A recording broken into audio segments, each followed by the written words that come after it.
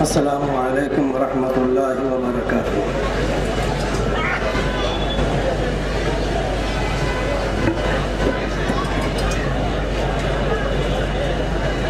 الحمد للہ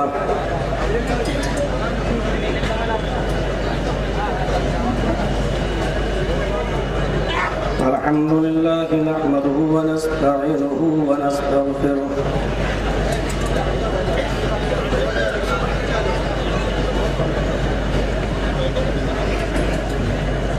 ونعوذ بالله من شرور أنفسنا ومن سيئات أعمالنا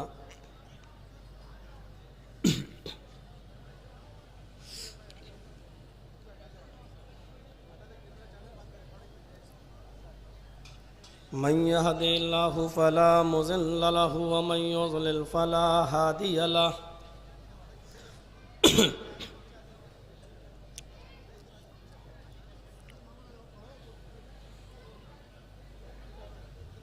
وأشهد أن لا إله إلا الله وحده لا شريك له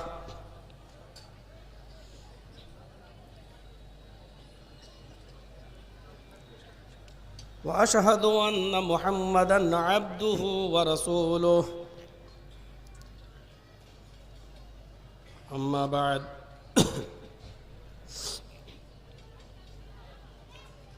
فإن خير الحديث كتاب الله وخير الهدي هدي محمد صلى الله عليه وسلم وشر الأمور محدثاتها وكل محدثة بدعة وكل بدعة ضلالة وكل ضلالة في النار۔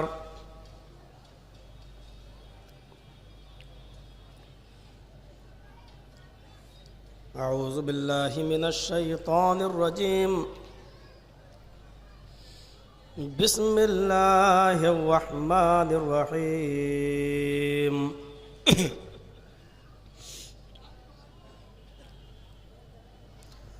وما خلقت الجن والانس الا لیعبدون۔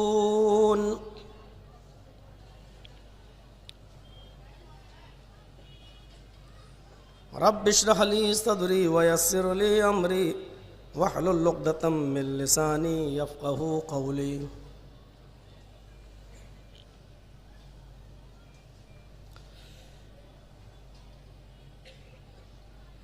نہایت ہی محترم جماعت غرباء اہل حدیث کے امیر جناب عثمان غنی حفظہ اللہ، جماعت غرباء کے دیگر اہم ذمہ داران،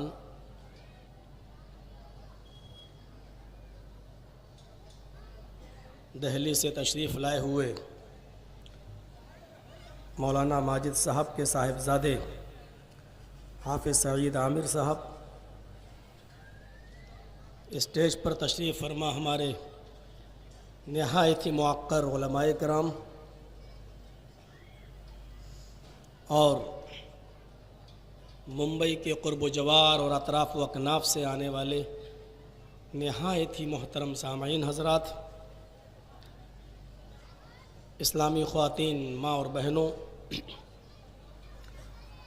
مسلسل 4 روز سے آپ پروگرام سن رہے ہیں، اور یہ آج کا چوتھا پروگرام یعنی لاسٹ پروگرام ہے۔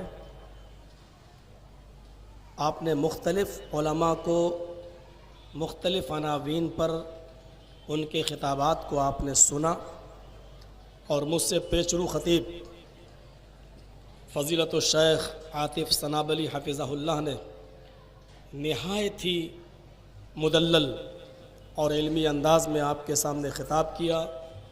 معاشرے کے اندر جو برائیاں ہیں ان کو آپ نے خاص طور پر نشانہ بنایا۔ اللہ تعالیٰ سے دعا ہے کہ الہ العالمین ہمیں اپنے معاشرے کی اصلاح کرنے کی توفیق عطا فرمائے، ہمیں تمام ہی کتاب و سنت پر مبنی جو باتیں کہی گئی ہیں ان پر عمل کرنے کی توفیق عطا فرمائے۔ خطبہ مسنونہ کے بعد میں نے جو آیت کریمہ کی تلاوت کی ہے وہ آیت ہمارے موضوع سے ٹچ ہے. وما خلقت الجن والانس الا لیعبدون. اس آیت کے اندر اللہ تبارک و تعالیٰ نے فرمایا کہ جن اور انسان کی تخلیق کا جو مقصد ہے وہ صرف یہ ہے کہ وہ عبادت کریں. میں نے جن کو اور انسانوں کو محض صرف اور صرف اپنی عبادت کے لیے پیدا کیا ہے. اور عبادت کا مفہوم بڑا وسیع ہے. صرف مسجدوں میں جا کر امام کی ابتدا میں ہم ظہر کی 4 رکعت پڑھ لیں، مغرب کی 3 پڑھ لیں، فجر کی 2 پڑھ لیں، اور مسجد سے باہر نکل کر داڑھی پر ہاتھ پھیرتے ہوئے سعودی عرب کا رومال ڈالے ہوئے اپنے کندھوں پر اور باہر نکل آئیں اور یہ تصور کر لیں کہ ہم نے بہت بڑی عبادت کر لی ہے اور ہم عبادت کے فریضے سے سب کو دوش ہو گئے ہیں، تو یہ ہماری سب سے بڑی بھول ہے. عبادت کا معنی ہوتا ہے بندگی. اسی عبادت سے بنا ہے عبد. ہم اور آپ بندے ہیں. جو بندگی کی جاتی ہے اسی کو کہا جاتا ہے عبادت. اور جس عمل کے ذریعے اللہ کو خوش کیا جاتا ہے وہی ہے عبادت، اور اس عبادت کا کرنے والا کہلاتا ہے عابد. اور یہ عبادت جس کے لیے کی جاتی ہے وہ کہلاتا ہے معبود. یہ ہمیں اور آپ کو سمجھنا چاہیے. ہم اور آپ کون ہیں؟ عبد، اللہ کے بندے. جن کاموں کے ذریعے اللہ کو خوش کیا جاتا ہے وہ ہے عبادت، اور ان کاموں کا کرنے والا ہے عابد. اور جس کے لیے یہ عبادت کی جاتی ہے وہ ہے معبود. عبد کا ایک معنی ہوتا ہے غلام. ہم اللہ کے غلام ہیں. غلام اس کو کہتے ہیں جس نے اپنے آپ کو اپنے مالک کے سپرد کر دیا ہو پوری طریقے سے. اس کا اٹھنا بیٹھنا، سونا جاگنا، کھانا پینا سب اس کی مالک کی مرضی کے اوپر موقوف ہے. غلام میں اور ملازم میں فرق ہے. ہم اللہ کے ملازم نہیں ہیں، ہم اللہ کے غلام ہیں.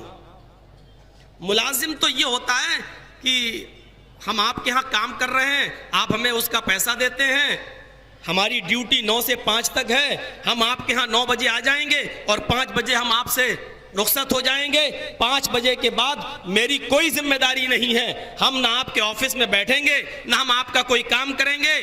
اور ملازم اس کو بھی کہتے ہیں کہ جس کام کے لیے آپ نے رکھا ہے ہم وہی کام کریں گے. اگر آپ نے مجھے لکھنے اور پڑھنے کے لیے رکھا ہے تو ہم صرف لکھا اور پڑھی کا کام کریں گے. ہم آپ کے مہمانوں کو پانی لا کر نہیں پلائیں گے، ہم ہوٹل سے کھانا خرید کر نہیں لائیں گے. جس کام کے لیے آپ نے مجھے رکھا ہے میں وہ کام کروں گا. لیکن اس کے برعکس جو غلام ہوتا ہے، عرب کے اندر جو غلام خریدے اور بیچے جاتے تھے، وہ غلام جو ہم نے جب آپ کو خرید ہی لیا ہے تو میں جب کہوں گا تب تمہیں اٹھنا پڑے گا، میں جو کہوں گا وہ تمہیں کرنا پڑے گا، کیونکہ میں نے قیمت دے کر تمہیں خریدا ہے، تم میرے غلام ہو. اللہ نے کہا کہ تم میرے ملازم نہیں ہو جو تمہاری مرضی میں آپ وہ کام کرو گے، بلکہ تم میرے غلام ہو، جو میں تمہیں حکم دوں گا وہ تمہیں کرنا پڑے گا. میں نے تمہیں خرید لیا ہے، تم میرے غلام ہو اور تمہاری پوری زندگی میرے حکموں پر چلے گی، اور بدلے میں ہم نے تمہیں جنت دینے کا وعدہ کیا ہے.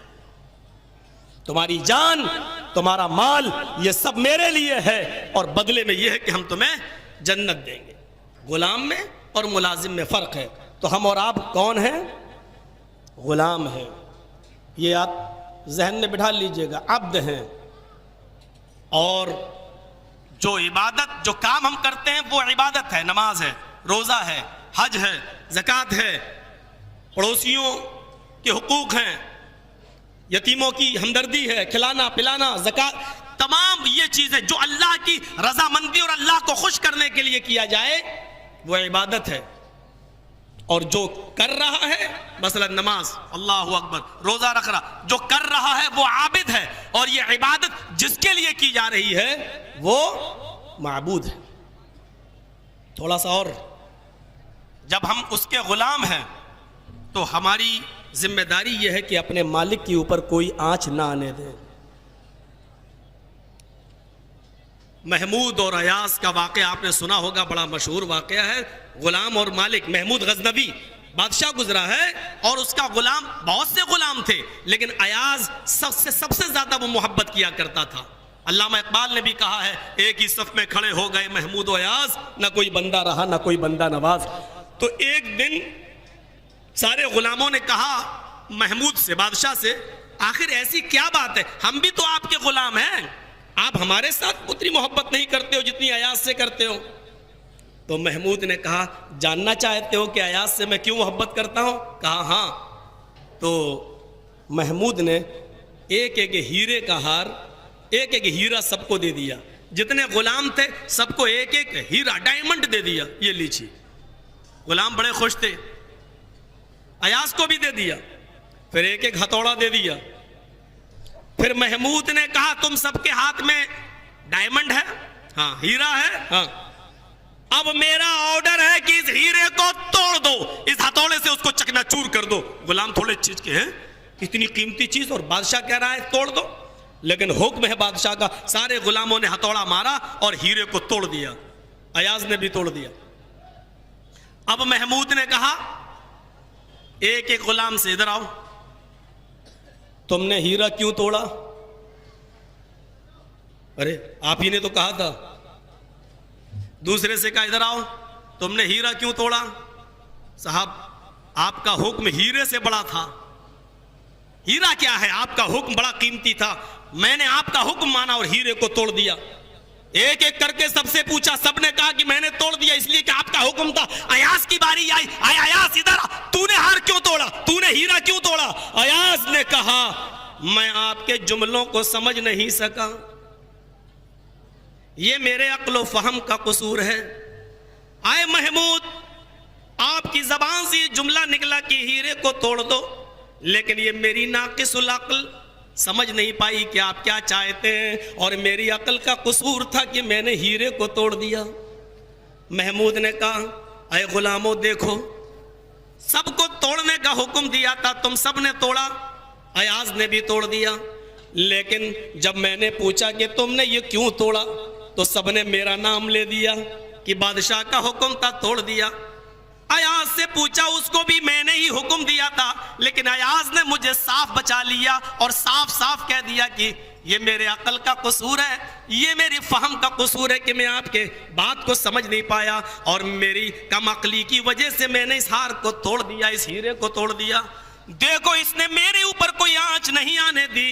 یہی معاملہ ایک بندے کا، ایک غلام کا اور ایک اللہ کے سامنے ہونا چاہیے. ہمارا عقیدہ یہی ہوتا ہے، من یہدہ اللہ فلا مضل لہ ومن یضلل فلا ہادی لہ. اللہ جس کو گمراہ کر دے اس کو کوئی ہدایت نہیں دے سکتا، اور جس کو ہدایت دے دے اس کو کوئی گمراہ نہیں کر سکتا. لیکن ایک گناہ گار بندہ جب راہ ہدایت پا جائے، نماز اور روزے کا پابند ہو جائے، تو فوراً وہ اللہ کا نام لے اور یہ کہے کہ اللہ کا شکر ہے، اللہ کا احسان ہے کہ اس نے مجھے نیک دین کے راستے پہ لگا دیا، مجھے ہدایت دے دی. جب وہ اچھا کام کرے تو کہے کہ اللہ نے مجھے ہدایت دی. لیکن جب وہ شراب اور جوئے کی طرف اور زناکاری اور مکاری یاری کی طرف گامزن ہو جائے اور اس سے پوچھے کہ یہ گناہ تم نے کیوں کیا، یہ گناہ کے اور گمراہی کے راستے پر تم کیوں چل رہے ہو، تو وہ میرے اوپر کوئی نام نہ آنے دے اور یہ کہے کہ مجھے شیطان نے بہکا دیا، مجھے شیطان نے گمراہ کر دیا، شیطان نے بہکا دیا. ایک نیک میرا بندہ، میرا سچا غلام وہ ہے جب وہ کوئی گناہ کرے تو اس کا نام، اس کا الزام میرے اوپر نہ آنے دے، بلکہ وہ مجھے صاف طور پر بچا لے اور برے کام کی نسبت شیطان کی طرف کر دے. یہ ایک بندے اور ایک اللہ کے درمیان یہ معاملہ ہونا چاہیے. مجھے یاد ہے جب میری سب سے پہلی تقریر اسی چیتا کیمپ میں ہوئی تھی اور میں نے کہا تھا کہ اللہ کے رسول نے کبھی کسی کو اس کے جرم کی سزا خود نہیں دی، کسی زانی کو پتھر اپنے ہاتھ سے نہیں مارا، کسی چور کا ہاتھ اپنے ہاتھ سے نہیں کاٹا، لیکن شرابی کو جب اللہ کے رسول دیکھتے تھے تو کہتے تھے اس کو ادھر لاؤ، اور سب سے پہلے جوتا اتار کر اللہ کے رسول شرابی کو مارتے تھے۔ تو اسی چیتا کیمپ سے ایک آدمی جلسے سے اٹھا اور دوبارہ شراب پی کے آ کے بیٹھ گیا تھا، اور بعد میں لوگوں نے پوچھا تم نے تقریر سنی ہو؟ پھر تو کہتا دیکھا نہیں، مولانا جرجیس نے بتایا کہ شرابی کو جوتا اللہ کے رسول اپنے ہاتھ سے ماریں گے، جس کو اللہ کے رسول جوتا مارے وہ تو ڈائریکٹ جنت میں چلا جائے گا۔ ایسے ایسے لوگ یہاں پر موجود ہیں۔ میں اسی چیتا کیمپ کی بات بتا رہا ہوں میرے بھائیوں، میری پہلی تقریر تھی پہلی چیتا کیمپ کے اندر، میں اس وقت کی بات بتلا رہا ہوں، فرسٹ ہو گیا ہوگا 10 12 15 سال۔ اب آپ اندازہ لگا سکتے ہیں کہ شراب اسی لیے کہتے ہیں عقل کو ڈھانک لیتی ہے، اور اس کی بھی عقل اسی لیے ڈھک گئی، وہ گیا دوبارہ شراب پی کے آ کے، شرابی کو تو اللہ کے رسول اپنے ہاتھ سے جوتا مارے۔ تو میرے بھائیوں، ایک بندے میں اور ایک معبود میں، عبد میں اور معبود میں، عابد اور معبود میں یہ فرق ہونا چاہیے، یہ ہونا چاہیے کہ وہ غلط کام کی نسبت اللہ کی طرف نہ کرے۔ اللہ کے حکم کے بغیر تو پتہ نہیں ہلتا، شرابی شراب پی کے آ جائے اور کہہ دے، آپ ہی لوگ تو کہتے ہو اللہ ہی مجھے ہدایت نہیں دے رہا تو میں کیا کروں، شراب پیا اللہ کے حکم سے، زنا کیا اللہ کے حکم سے، چوری کر رہا ہوں تو اللہ کے حکم سے۔ نہیں، ایک غلام کا، ایک بندے کا معاملہ یہ ہونا چاہیے کہ وہ اپنے رب کی طرف کوئی الزام، کوئی چیز عائد نہ ہونے دے، اور برے کام کی نسبت وہ شیطان کی طرف کرے۔ میرے بھائیوں، آئیے، عبادت کہتے کس کو ہیں؟ شاہ ولی اللہ محدث دہلوی رحمۃ اللہ علیہ نے حجت اللہ البالغہ کے اندر عبادت کی تعریف یہ کی ہے کہ وَعَلَمْ أَنَّ الْعِبَادَةَ، کہا کہ نیت جان لو کہ عبادت جو ہے اس کی روح نیت ہے، جان لو کہ عبادت کی روح نیت ہے، اور عبادت تو ایک جسم ہے، والعبادت جسد، عبادت جسد ہے، ایک جسم ہے، اور عبادت کی روح جو ہے وہ نیت ہے۔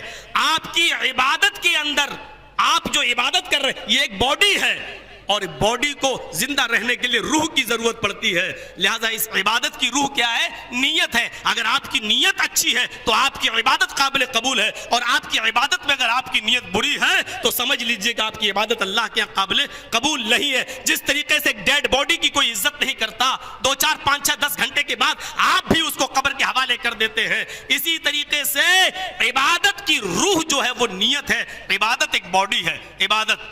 آئیے میں آپ کو اس کو 1 2 مثالوں سے سمجھانے کی کوشش کروں۔ علامہ ابن قیم نے اپنی مشہور کتاب تلبیس ابلیس کے اندر ایک واقعہ نقل کیا ہے، اور بڑا مشہور واقعہ ہے اور بہت اچھا واقعہ ہے۔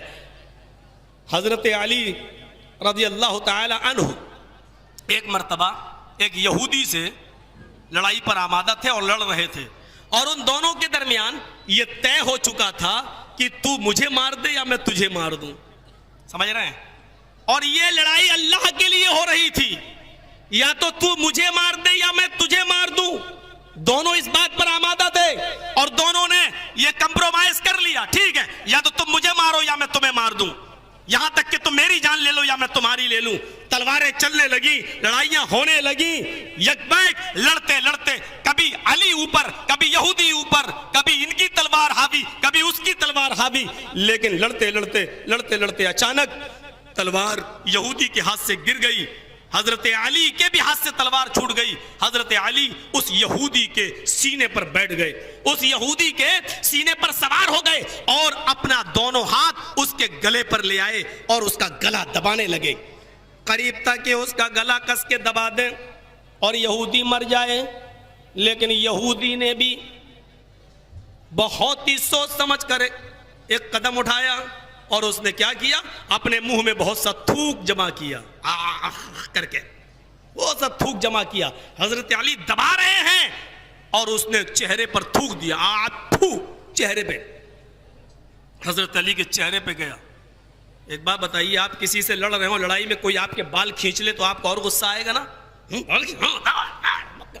مارنا شروع کر دیں گے، اچھا بال اور کھینچ رہا. اس نے مزید غصہ دلایا حضرت علی کو. حضرت علی اس کا گلا دبا رہے, اس نے اور تھوک دیا. حضرت علی کے چہرے پہ آیا. حضرت علی کی آنکھیں اور سرخ ہو گئیں, لال ہو گئیں, اور قریب تھا اس کو دبا دیں, مار دیں. مزید غصہ آیا, ایک دم ہٹ گئے اور اس یہودی سے کہا چل ہٹ, میری نظروں کے سامنے سے دور ہو جا, جاؤ میں نے تجھے چھوڑ دیا, جاؤ. یہودی کہنے لگا علی آپ کا تھینکس, شکریہ, آپ نے مجھے چھوڑ دیا, میں جا تو رہا ہوں لیکن ایک بات سمجھ میں نہیں آتی ہے. کہا کیا؟ اے علی ہمارے اور تمہارے درمیان یہ عہد و پیمان ہوا تھا, یا تو تم مجھے مار دو یا میں تمہیں مار دوں, تم مجھے قتل کر دو یا میں تمہیں قتل کر دوں. اور آپ میرے اوپر حاوی ہو چکے تھے, آپ نے میرے گلے پر دبا بھی رہے تھے, آپ میرے سینے پر بیٹھ بھی چکے تھے, قریب تھا کہ میرا گلا دبا دیں اور میں مر جاؤں. لیکن جیسے ہی میں نے آپ کے چہرے پر تھوکا تو آپ کی آنکھیں لال ہوئیں, مزید آپ کو غصہ آیا, اور اس غصے میں تو آپ کو مجھے مار ہی ڈالنا چاہیے تھا, لیکن میں نے دیکھا مزید جب آپ کو غصہ آیا تو آپ نے مجھے چھوڑ دیا. حضرت علی نے کہا میں جب تجھ سے لڑ رہا تھا تو اللہ کے لیے لڑ رہا تھا, میں تیرے سینے پر سوار ہوا تو اللہ کے لیے سوار ہوا, میں نے تیرے گلے کو دبایا تو اللہ کے لیے دبایا, لیکن جب تو نے میرے چہرے پہ تھوکا اور مجھے غصہ آیا تو یہ مزید جو غصہ آیا یہ اللہ کے لیے نہیں, اس غصے میں میرا مزید ذاتی انتقام شامل ہو گیا, میرا بدلہ اس میں شامل ہو گیا, میرا غصہ اس میں شامل ہو گیا. اگر اس غصے کی حالت میں تو مارا جاتا تو یہ لڑائی اللہ کے لیے نہیں ہوتی, تیرا قتل اللہ کے لیے نہیں ہوتا, میں تیری جان اللہ کے لیے نہیں لیتا, اور تیرا مجھ سے کوئی جھگڑا ہی نہیں ہے, نہ تو نے میری زمین و جائیداد پر قبضہ کیا, نہ میرے کسی رشتہ دار کو قتل کیا, تو میں ذاتی انتقام تجھ سے کیوں لوں؟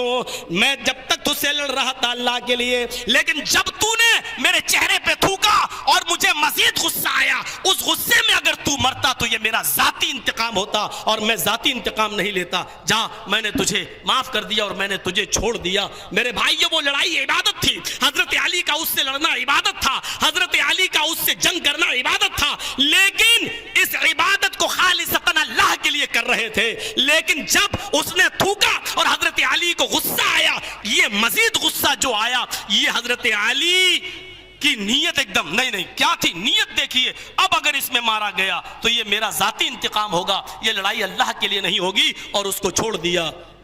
ان نیت روح, عبادت کی روح جو ہے وہ نیت ہے. میرے بھائیو یہ عبادت وہ اللہ کے لیے کر رہے تھے, لیکن مزید جب اس میں اپنا ذاتی غصہ شامل ہوا تو حضرت علی نے اس کو چھوڑ دیا. ایمانداری کے ساتھ بتائیے کیا سجدہ کرنا ہی عبادت نظر آ رہا ہے؟ آپ دیکھ لیجئے, ہم اپنے معاشرے پر, ہم اپنی سوسائٹی پر ذرا نظر ڈالیں اور دیکھیں اپنی سوسائٹی پر ہم لوگ ذاتی انتقام کتنا لیتے ہیں. ارے ہماری تو دوستی, ہماری تو لڑائی, ہماری تو جنگیں, ہماری تو دوستی اور نفرت سب اپنے ذاتی مفاد کے لیے ہوتی ہے, اللہ کے لیے کہاں ہوتی ہے. اگر آج ہم اپنے یاروں اور دوستوں سے اگر خوش ہیں تو اپنے ذاتی مفاد کے لیے, اور کسی سے ناراض ہے تو اپنے ذاتی مفاد کے لیے. میرے بھائیوں اپنی زندگیوں میں ذرا چینجنگ لانے کی کوشش کرو. میں نے کل کرناٹکا کے اندر بیجاپور انڈی میں نے تقریر میں کہا تھا زمانہ بڑی تیزی سے آگے کی طرف بڑھ رہا ہے, تو 1400 سال پیچھے کی طرف بھاگ جا, تو 1400 سال پیچھے کی طرف پلٹ کر دیکھ. میرے بھائیوں صحیح زندگی گزارنے کے صحیح اصول اور صحیح ضابطے تمہیں وہاں ملیں گے. تلبیس ابلیس کا یہ واقعہ میں نے آپ کے سامنے پیش کر دیا ہے, اس سے عبرت حاصل کریے. ایک اور واقعہ حضرت عمر فاروق کا میں آپ کے سامنے پیش کرتا ہوں. آئیے, واقعہ بھی بڑا دلچسپ ہے. امام علامہ غزالی نے احیاء العلوم کے اندر اس واقعے کو نقل کیا.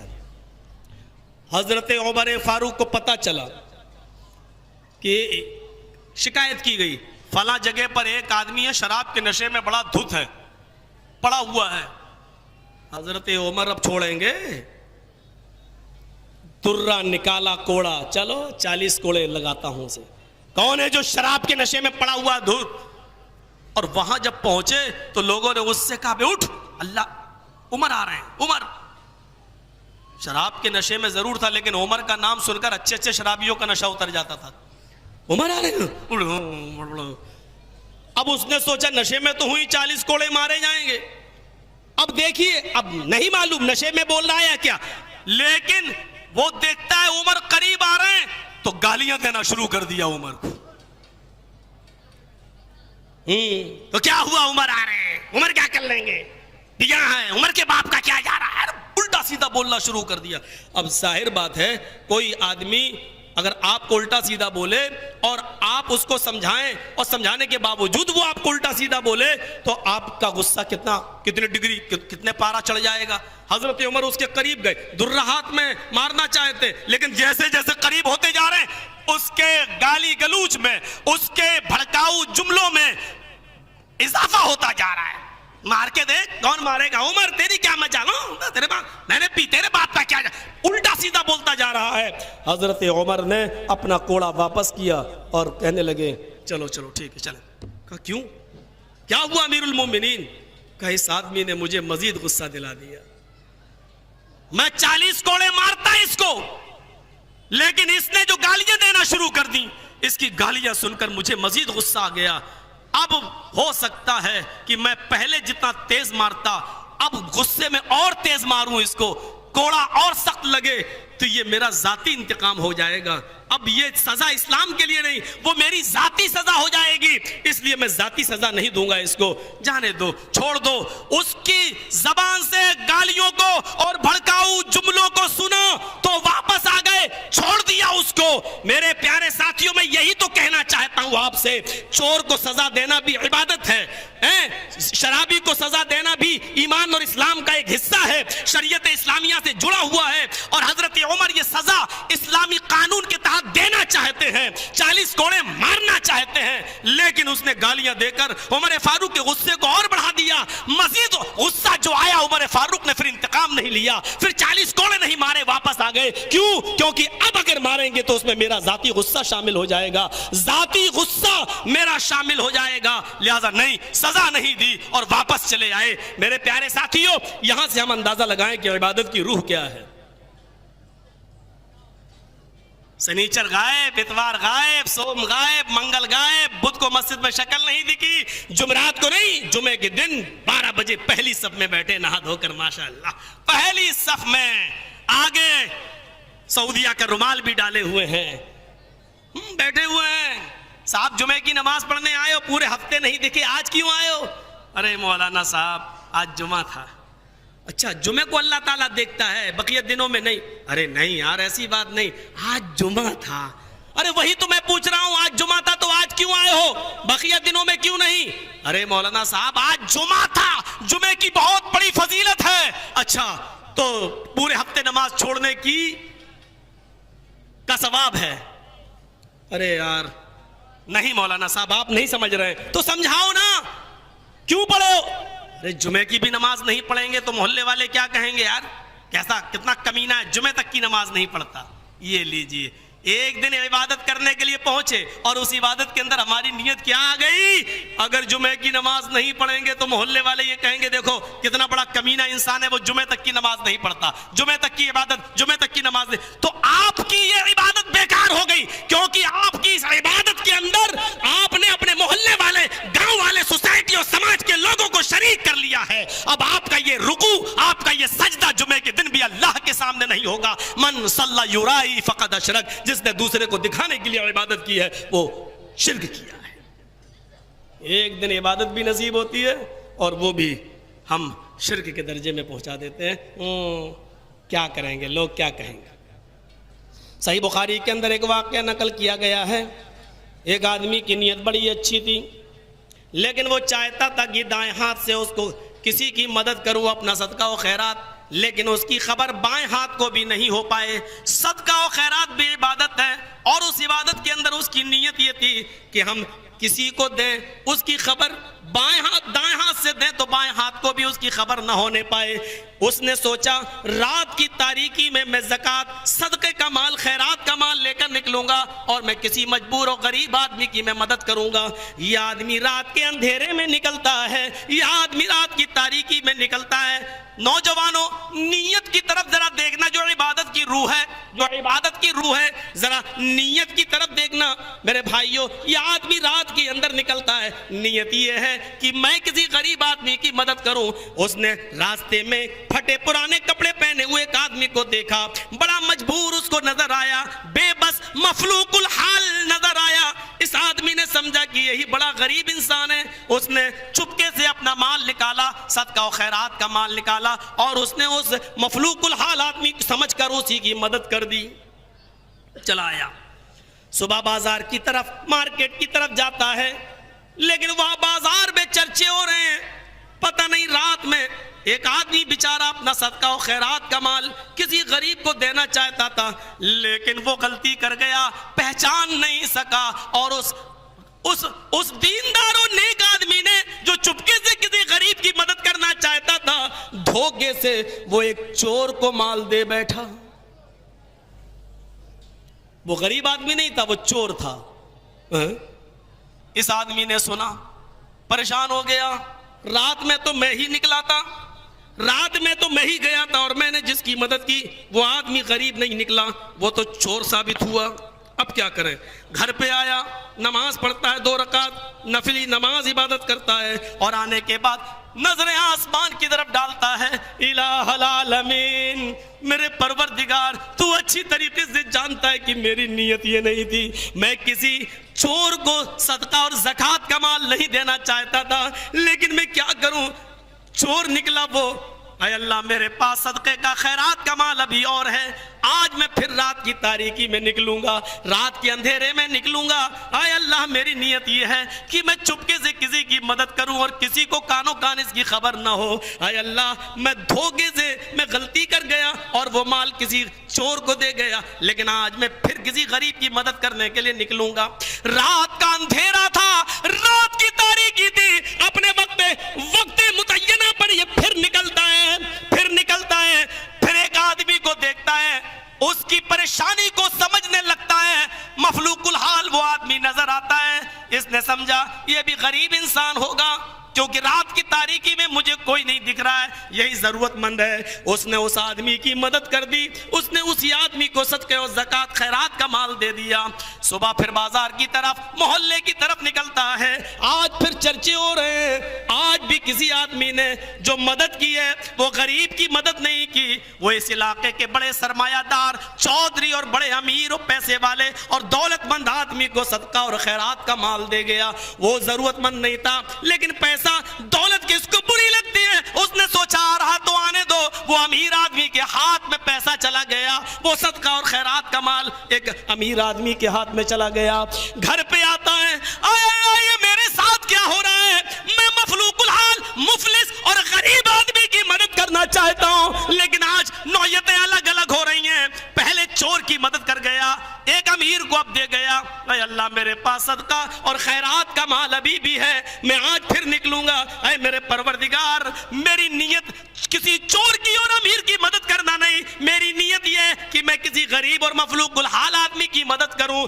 امام بخاری میں درج کرتے ہیں، وہ آدمی رات کے اندھیرے میں پھر نکلتا ہے، رات کی تاریکی میں پھر نکلتا ہے۔ اس نے ایک عورت کو دیکھا، وہ بیچاری پھٹے پرانے کپڑے پہنی ہوئی ہے، مجبور ہے، بے بس لگتی ہے۔ اس آدمی نے سوچا کہ آج تو ایک عورت ہے، اور عورت کسی مجبوری کی وجہ سے ہی رات کی تاریکی میں باہر نکلتی ہے، کیوں نہ اس کی مدد کر دوں، آج تو کوئی آدمی نہیں ہے، چلو اسی کی مدد کر دیتا ہوں۔ اس آدمی نے صدقہ اور خیرات کا مال اسی عورت کو دے دیا۔ صبح اٹھتا ہے، بازار کی طرف، محلے کی طرف جاتا ہے، چرچا ہوتا ہے، آج بھی کسی آدمی نے ایک عورت کی مدد کی، وہ اس کو مفلوق الحال اور غریب سمجھ رہا تھا، لیکن وہ آج ایک زانیہ کو، ایک بد چلن عورت کو اپنا خیرات اور صدقے کا مال دیا۔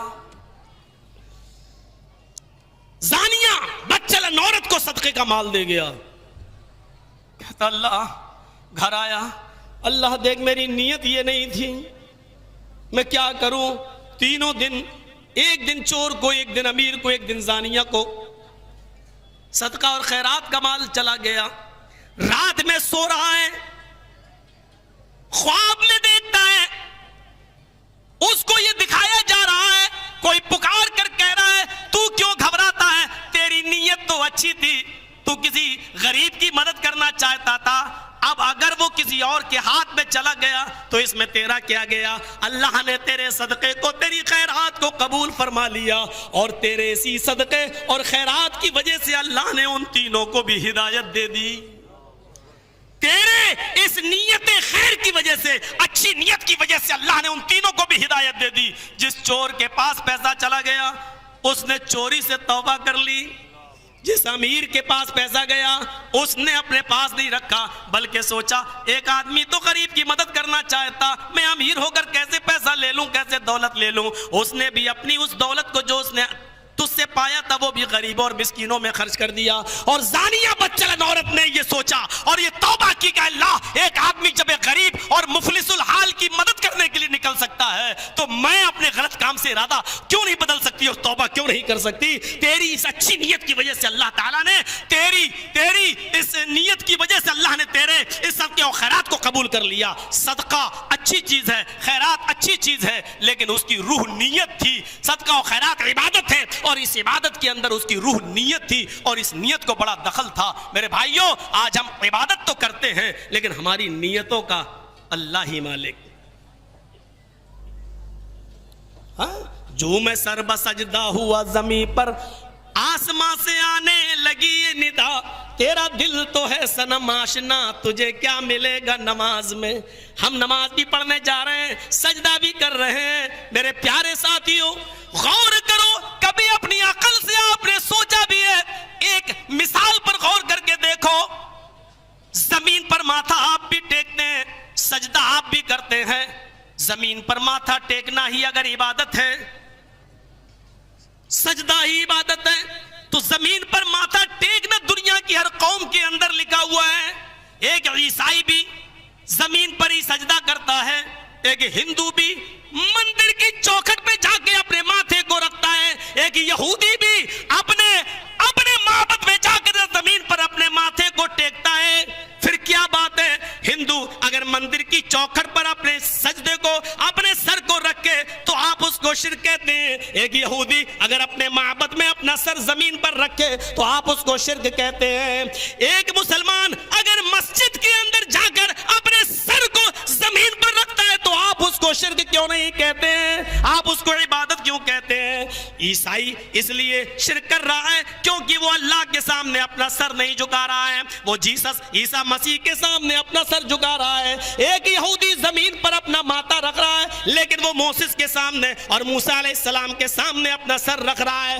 ایک ہندو بھی مندر کی چوکھٹ پہ جا کے سجدہ کرتا ہے, اس کو آپ اس لیے شرک کہہ رہے ہیں کیونکہ وہ اپنے دیوی اور دیوتاؤں کے سامنے سجدہ کر رہا ہے. اور آپ کا یہ سجدہ اس لیے شرک نہیں ہے کیونکہ آپ جب سجدے میں جاتے ہیں اللہ اکبر کہہ کر سجدے میں جاتے ہیں, اگرچہ آپ کے آگے بھی صف لگی ہوئی ہے لیکن آپ نے اللہ اکبر کہہ دیا ہے, اس بات کا اعلان کر دیا ہے, اے اللہ میرے آگے جو صفیں لگی ہوئی ہیں میں ان کے سامنے نہیں جھک رہا ہوں, اللہ اکبر, اے اللہ میں تیرے سامنے جھک رہا ہوں. میرے بھائیو, تم کہہ سکتے ہو ہم اللہ کے سامنے جھکتے ہیں اس لیے شرک نہیں ہے. پھر مجھے بتاؤ آستانوں پر جا کر تمہارے سر کیوں جھک جاتے ہیں؟ کہتے ہو کہ ہم ان کو عبادت کا سجدہ نہیں کرتے, ہم تو ان کو تعظیمی سجدہ کر رہے ہیں. اگر بزرگوں کے مزاروں پر اور آستانوں پر اگر تعظیمی سجدہ جائز ہے تو ایک ہندو دیوی دیوتاؤں کو تعظیمی سجدہ کر رہا ہے تو وہ شرک کیسے ہو گیا؟ ایک عیسائی عیسیٰ علیہ السلام کے سامنے تعظیمی سجدہ کر رہا ہے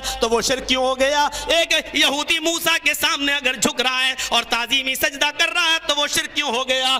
اپنی عبادتوں کے اندر نیت کو خالص کیجئے اور کسی کے سامنے سر نہیں. اگر سجدہ کہیں جائز ہوتا تو اللہ تبارک و تعالی نماز جنازہ میں رکوع بھی رکھ دیتا اور سجدہ بھی رکھ دیتا. بڑے سے بڑا مولوی, بڑا سا بڑا محدث, بڑا سا بڑا پیر, بڑا سا بڑا نبی و پیغمبر بھی اللہ کے نبی کے زمانے میں خود جناب محمد رسول اللہ اس دنیا سے رخصت ہو گئے. ابو بکر صدیق نماز جنازہ پڑھ رہے ہیں لیکن نبی اکرم کا جسم اتھر آگے رکھا ہوا ہے, لیکن نماز جنازہ میں ابو بکر صدیق بھی رکوع نہیں کر رہے ہیں, سجدہ نہیں کر رہے ہیں. عمر فاروق نماز پڑھ رہے ہیں لیکن نبی کا جسم اتھر سامنے موجود ہے لیکن نماز جنازہ عمر پڑھ رہے ہیں, عمر فاروق رکوع بھی نہیں کر رہے ہیں, سجدہ بھی نہیں کر رہے ہیں. یہ اس بات کا پیغام ہے جب کائنات کے اندر سب سے بڑی ہستی محمد رسول اللہ کی ہے, جب محمد رسول اللہ کے سامنے سر نہیں جھکایا جا سکتا ہے تو پھر کون ہے کہ جس کے سامنے سر جھکایا جائے اور کون ہے جس کی عبادت کی جائے؟ سمجھنے کی کوشش کرو. اگر تم تعظیمی سجدے کو جائز مانتے ہو تو دوسرے لوگ بھی تو تعظیمی سجدہ کر رہے ہیں, پھر ان کو شرک کیوں مانتے ہو؟ پتہ نہیں کیوں بلاتے ہیں اسے. یہی تو ایک دو مثالیں ایسی دے جاتا ہے جو چپ جاتی ہیں دل کو. اب اس کا کیا جواب دیں میرے بھائیوں؟ اس کا جواب کچھ نہیں ملے گا. ایک مولوی آئے گا لیپ ٹاپ دکھا کے چلا جائے گا, ایک آئے گا کہہ کے چلا جائے گا یہ کیسے بول کے گیا ہے, اور وہ بیچارہ کہہ دے گا خبیث اور ابلیس کی اولاد, یہی سب کہہ کے چلا جائے گا. اس بات کا جواب نہیں ملے گا کہ اگر تعظیمی سجدہ ان آستانوں پر جائز ہے تو یہودی موسیٰ کے سامنے اور عیسائی جیسس کے سامنے اور غیر مسلم اپنی دیویوں دیوتاؤں کے سامنے اگر تعظیمی سجدہ کر رہے ہیں تو وہ غلط کیوں ہے؟ وہ غلط کیسے ہے؟ وہ تعظیمی سجدہ ادھر حرام ہے تو تمہارے یہاں جائز کیسے ہو گیا ہے؟ ہم آہا بھی کرتے ہیں تو ہو جاتے ہیں بدنام, اور تم قتل بھی کرتے ہو تو چرچا نہیں ہوتا. تم کرو تو ٹھیک ہے, وہ کریں تو غلط ہے. یہ تو اسلام کی پالیسی نہیں ہے. غلط ہے ادھر بھی غلط ہے تو ادھر بھی غلط ہے, صحیح ہے تو ادھر بھی صحیح ہے ادھر بھی صحیح ہے. میرے پیارے ساتھیوں ذرا اندازہ لگائیے اور دیکھیے عبادت کی روح کیا ہے, عبادت کی روح کیا ہے. آئیے ایک اور منظر تو میں دکھاتا ہوں.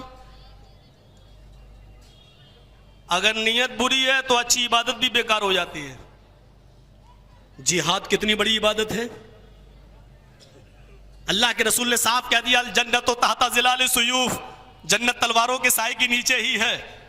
صاف طور پر کہہ دیا. اتنی بڑی عبادت کہ شہید کے خون کا پہلا قطرہ زمین پر گرتے ہی اللہ تعالیٰ اس کی مغفرت فرما دیتا ہے. اتنی بڑی عبادت, لیکن اللہ قیامت کے دن ایک شہید کو بلائے گا, ادھر آئے گا, بول تو نے میری راہ میں نے زندگی دی کیا کیا؟ کہے گا اللہ دیکھ نہیں رہا خون نکل رہا ہے, اپنی جان اپنی گردن کٹا دی, جان نچھاور کر دی, تیری راہ میں سب کچھ. اللہ کہے گا کذبتا, جھوٹ بولتا ہے, جھوٹ بول رہا ہوں, دیکھ خون نکلا, گردن کٹی. سب سے پوچھ لے, ان لوگوں سے پوچھ لے جو میدان جہاد میں ہمارے ساتھ موجود تھے, میں نے تیری راہ میں گردن کٹائی. کہے گا اللہ کذبتا, جھوٹا ہے تو نے میری راہ میں, یہ تو سچ ہے گردن کٹائی ہے, یہ تو سچ ہے لڑا تھا, یہ تو سچ ہے تلوار چلائی تھی, یہ تو سچ ہے کہ 20-50 کافروں کو واصل جہنم کیا تھا, سچ ہے, لیکن میری راہ میں نہیں. تیری نیت یہ تھی کہ لوگ تجھے بہت بڑا جنگجو کہیں, لوگ تجھے بہت بڑا بہادر کہیں, لوگ تجھے بہت بڑا لڑائی لڑنے والا, بہت بڑا بہادر کہیں. تو جو یہ عزت چاہتا تھا, شہرت چاہتا تھا دنیا میں, وہ تجھے مل گئی. دیکھ رہے ہیں کتنی بڑی عبادت تھی. جہاد کر رہا, جہاد گردن تک کٹا دی اس نے, لیکن اللہ کیا کہے گا کہ تیری یہ عبادت تیری نیت کی وجہ سے بیکار ہو گئی. جہاد جیسی عبادت, کیونکہ تیری نیت یہ تھی. قربانیوں کے دن یہ 4 بکرے لاتے ہو نا, پڑوسی لایا 15,000 کا, ہم جائیں گے 20,000 کا نکال رہے ہیں. کتنے کا ہے؟ 20. وہ 20 ایسے بھی سن سکتا تھا. دوسرا پوچھ رہا کتنے؟ 20 سنانے کے لیے. لَن يَنَالَ اللَّهَ لُحُومُهَا وَلَا دِمَاؤُهَا وَلَكِنْ يَنَالُهُ التَّقْوَى مِنْكُمْ. تم جو قربانی کرتے ہو, قربانی عبادت ہے, لیکن اللہ نے کیا کہا؟ تم جو قربانی کرتے ہو اس کا گوشت اور اس کا خون ہمارے پاس نہیں پہنچتا. وَلَكِنْ يَنَالُهُ التَّقْوَى مِنْكُمْ. اللہ تو تمہارے دلوں کا تقوی دیکھتا ہے, اللہ تو تمہارے دلوں کا خوف دیکھتا ہے. تم کس نیت سے کر رہے ہو, نیت دیکھتا ہے اللہ. إِنَّ اللَّهَ لَا يَنْظُرُ إِلَىٰ أَجْسَامِكُمْ وَلَا إِلَىٰ صُوَرِكُمْ. اللہ تعالیٰ تمہاری جسموں کی طرف نہیں دیکھتا, تمہاری شکل و صورتوں کی طرف نہیں دیکھتا. کیسی باڈی ہے تمہاری,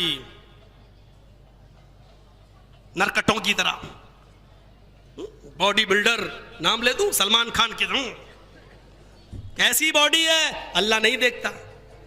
وَلَا إِلَىٰ صُوَرِكُمْ. تمہاری شکل و صورتوں کی طرف بھی نہیں دیکھتا, کتنے ہینڈسم ہو, شاہد آفریدی کی طرح نہیں دیکھتا اللہ.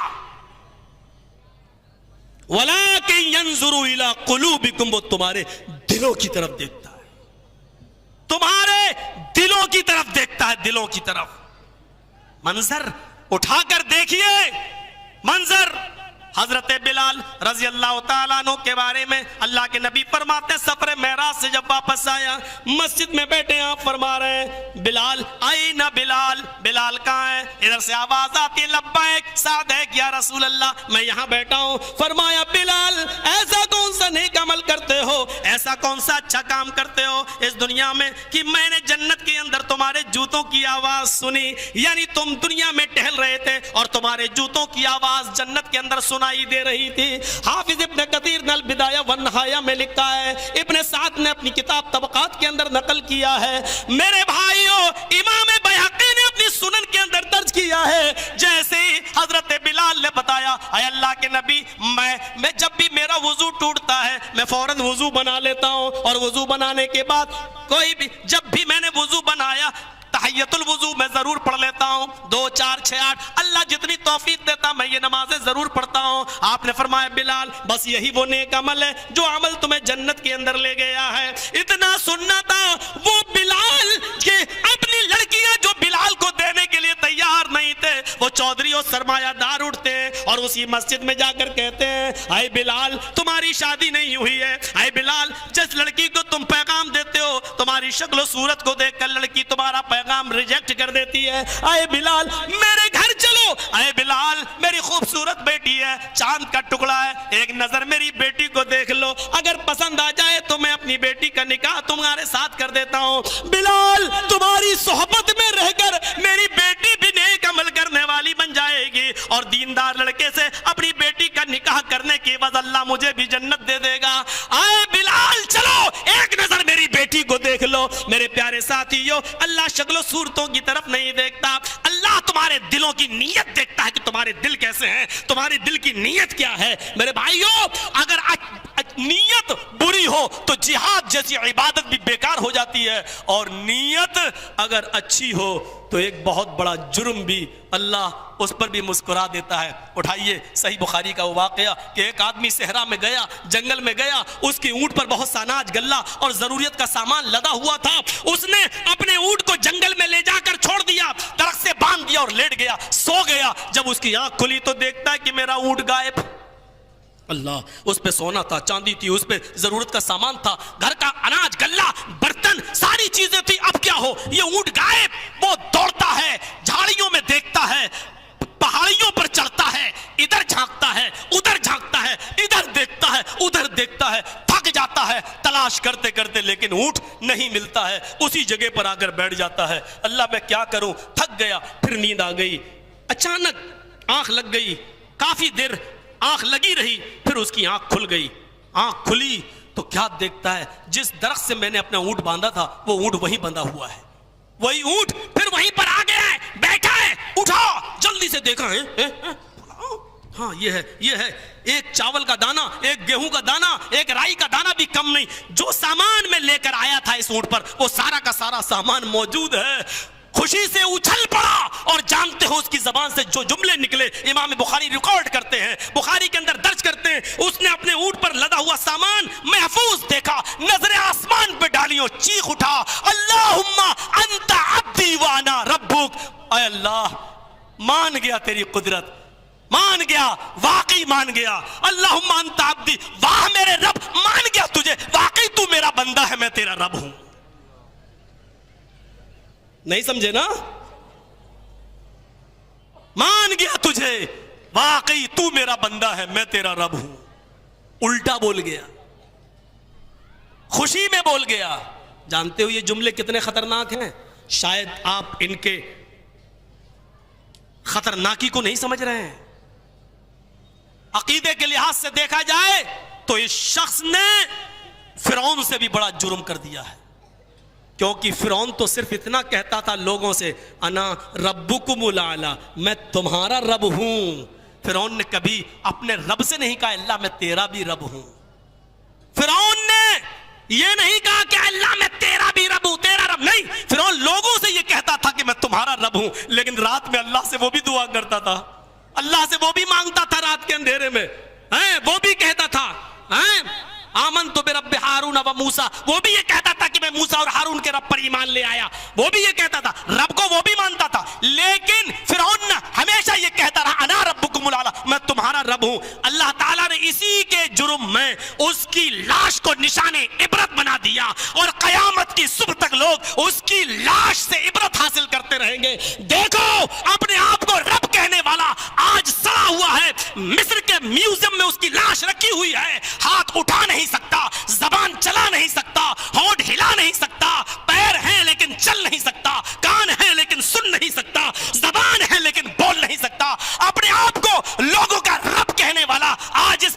دشمن میں ہے.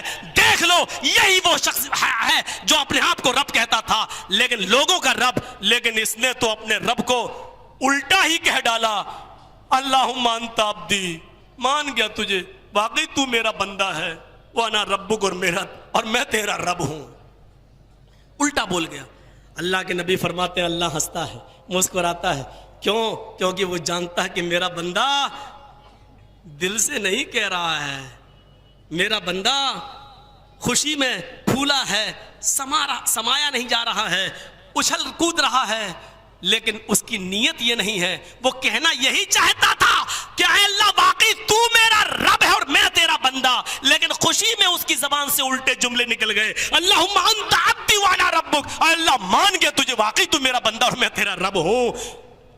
کتنا بڑا جملہ کہہ دیا, عقیدے کے لحاظ سے کتنا خراب ہے, لیکن چونکہ اس کی نیت اچھی تھی, اس کی نیت بری نہیں تھی. وہ رب کو حقیقت میں اپنا بندہ نہیں مانتا تھا بلکہ وہ اپنے آپ کو اللہ کا بندہ مانتا تھا. اس لیے اللہ تعالیٰ نے اس کو نظر انداز کر دیا, معاف کر دیا, اور اس سے کوئی انتقام نہیں لیا, اور نہ ہی اللہ کے رسول نے اس کے اوپر کوئی کفر کا اور شرک کا فتویٰ لگایا, کیونکہ نیت اس کی اچھی تھی. عبادتوں میں نیت اچھی ہونی چاہیے. ہماری عبادت آج کس دہلیز پر پہنچ چکی ہے, ہمیں اور آپ کو غور کرنا چاہیے. اور جس طریقے سے عبادت میں نیت اچھی ہونی چاہیے اسی طرح عبادت میں توازن بھی ہونا چاہیے.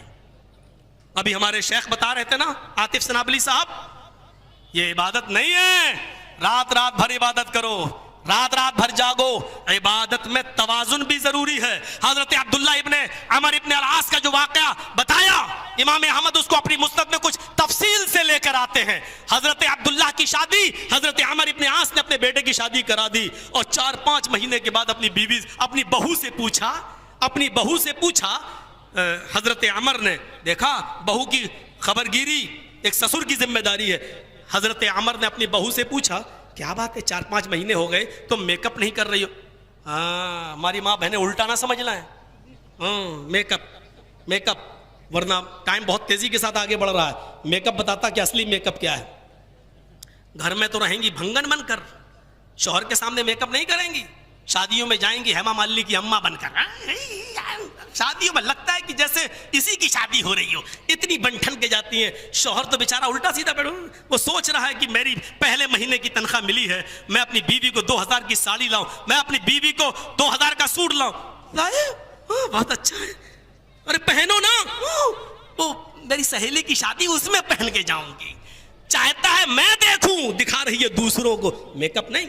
عمر ابن عاص نے دیکھا کیا بات ہے 5-6 مہینے ہو گئے شادی کو, بیوی بیچاری میک اپ نہیں کر رہی ہے, کچھ نئے کپڑے نہیں پہن رہی ہے. تو اپنی بہو سے پوچھا کیف وجدت بالک, اپنے شوہر کو کیسا پایا.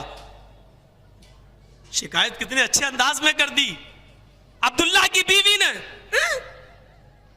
میرے شوہر کے بارے میں پوچھ رہے ہیں, ہاں ماشاء اللہ کیا اچھے آدمی ہیں, بہت نیک ہیں, بستر تو جانتے ہی نہیں ہیں, بستر تو جانتے ہی نہیں ہیں.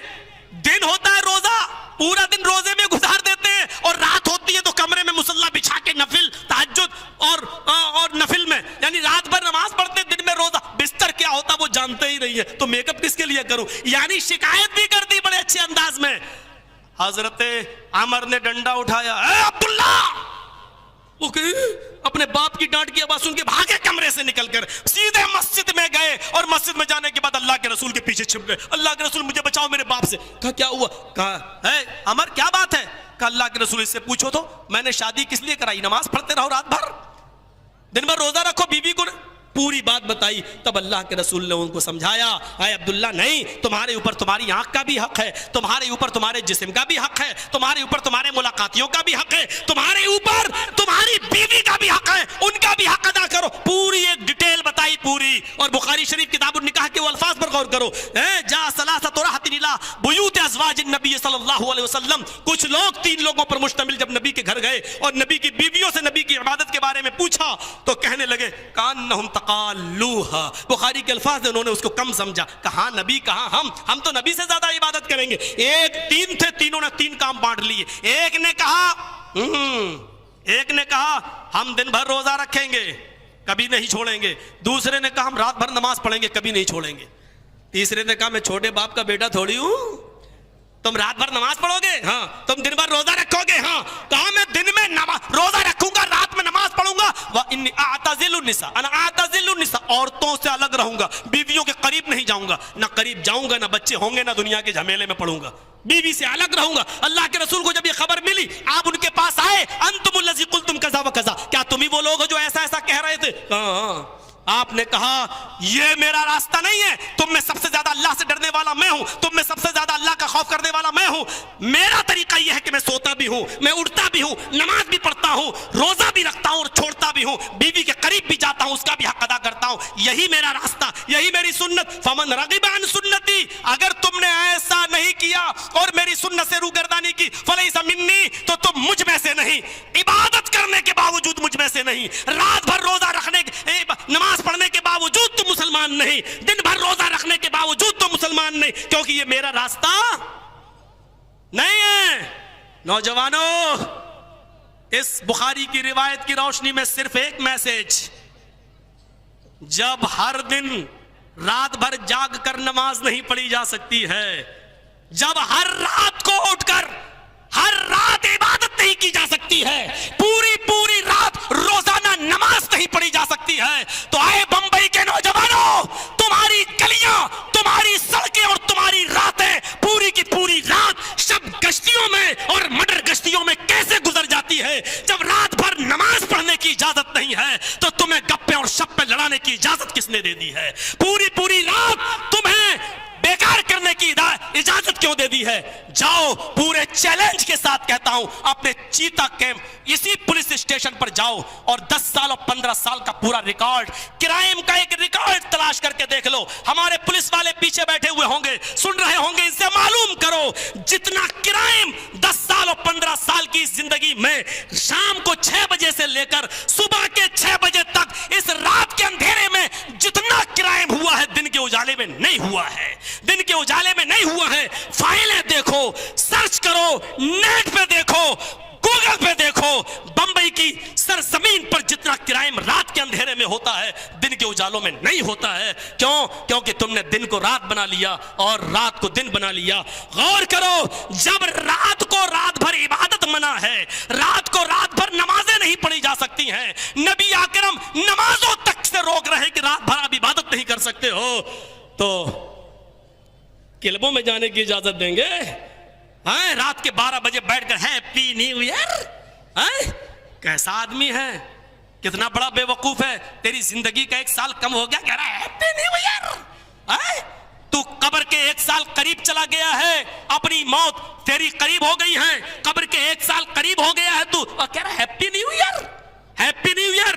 انسان 2 جگہوں میں سے ایک جگہ کے قریب ہو رہا ہے، یا تو اپنی جنت کے یا اپنی جہنم کے۔ تیری زندگی 1 سال کم ہو چکی ہے، تو اپنی جنت یا جہنم کے قریب، اگر اللہ نہ کرے، اگر ہم اپنی بدعمالیوں کی وجہ سے جہنم کے قریب ہو گئے ہیں، تو آپ ہیپی نیو ایئر کہہ رہے ہیں؟ کس کام کا ہے تیرا یہ ہیپی نیو ایئر؟ ذرا اندازہ لگائیے، اندازہ۔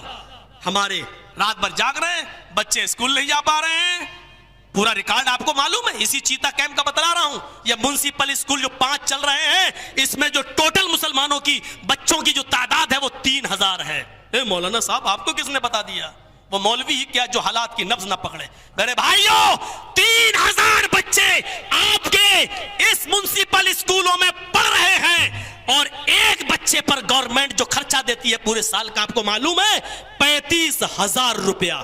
ایک بچے پر گورنمنٹ کا خرچہ 35,000 روپے آتا ہے، اور میں چیلنج کے ساتھ کہہ سکتا ہوں، دعوے کے ساتھ کہہ سکتا ہوں، 7واں کلاس پاس کرنے کے بعد بھی آپ کا بچہ آپ کے اپنے باپ کا نام نہیں لکھ پاتا ہے۔ 7ویں کلاس کا بچہ اپنے باپ کا نام نہیں لکھ پاتا ہے۔ یہ ہے میونسپل اسکولوں کا ریکارڈ۔ مراٹھیوں کا اسکول تھا، وہ احتجاج کر کے، وہ جلوس نکال کر، گورنمنٹ پہ اپنی انٹری کر کر انہوں نے انگلش میڈیم کرا لیا۔ مراٹھی انگلش، آپ اردو اور انگلش میڈیم نہیں کروا سکتے ہو، کیونکہ آپ کے اندر وہ حوصلے نہیں ہیں۔ سچر کمیٹی کی رپورٹ آ جانے کے بعد کہ دلتوں سے زیادہ مسلم قوم تعلیم سے پیچھے ہے۔ میرے بھائیوں، اگر آپ کو لڑنا ہے تو یاد رکھیے، پگڑیوں سے نہیں لڑ سکتے ہو، AK-47 سے نہیں لڑ سکتے ہو، آپ ظلم و زیادتی سے نہیں لڑ سکتے ہو، جہاد کا نعرہ لگا کر نہیں لڑ سکتے ہو۔ اگر آپ کو لڑنا ہے تو اپنے بچوں کو ڈاکٹر بناؤ، اپنے بچوں کو انجینئر بناؤ، اپنے بچوں کو ایڈوکیٹ بناؤ، اپنے بچوں کو سائنٹسٹ بناؤ، اپنے بچوں کو فزیکل سائنس سکھاؤ،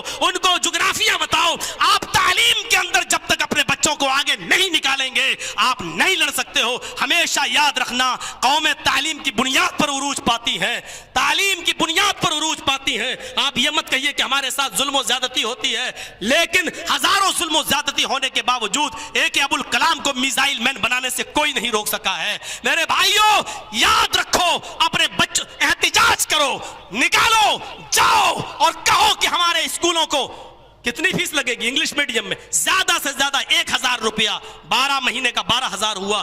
گورنمنٹ 35,000 ایک بچے پہ خرچ کر رہی ہے، 35,000، اور باپ کا نام لکھنا نہیں آ رہا۔ کہاں پڑے ہوئے ہو، کہاں پڑے ہوئے؟ جائیے ایک کام کر کے دیکھ لیجئے، جاؤ آپ کے ہاں پانی کتنے بجے آتا ہے؟